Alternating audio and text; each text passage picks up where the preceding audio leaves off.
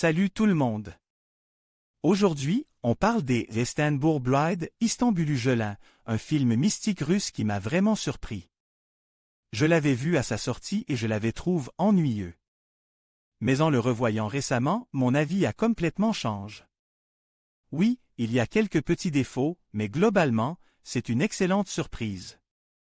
L'histoire commence en 1839 avec un photographe qui croit pouvoir capturer l'âme sur un négatif. Une idée farfelue à l'époque, mais qui donne lieu à une mode macabre, photographier les morts avec les yeux peints ouverts. Notre photographe, inconsolable après la mort de sa bien-aimée Olga, met au point un rituel pour la ramener à la vie, en transférant son âme dans le corps d'une paysanne. Le rituel fonctionne, mais Olga n'est plus vraiment Olga.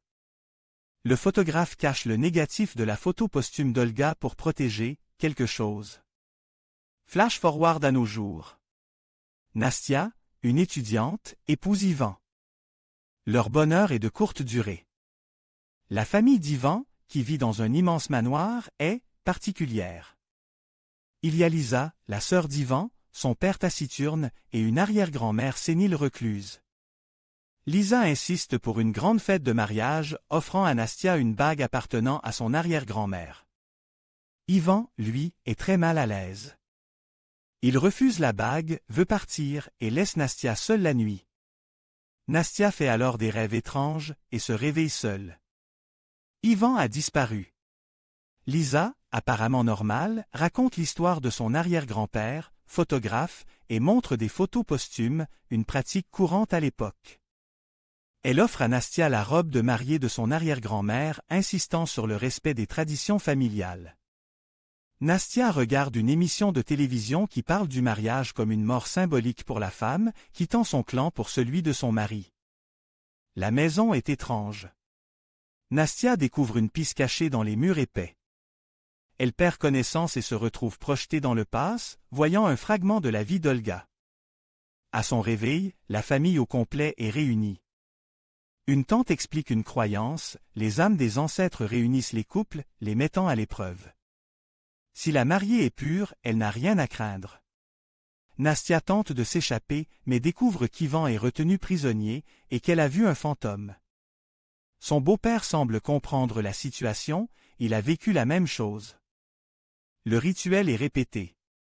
Il semble réussir, mais Nastia n'est pas vierge. Le Demon Refuse Son Core. La colère de la mère, comme la famille appelle l'esprit, s'abat sur la famille. Nastia survit, mais Lisa, qui n'était pas non plus vierge, est possédée. Le négatif n'a pas été détruit, l'esprit est toujours là. Une nouvelle famille arrive. Le film ressemble à La Clé des Champs, mais c'est different. Il s'agit d'un esprit obsédant, un parasite familial. L'âme revenue n'est pas celle d'Olga, mais un démon qui a besoin d'un nouveau corps.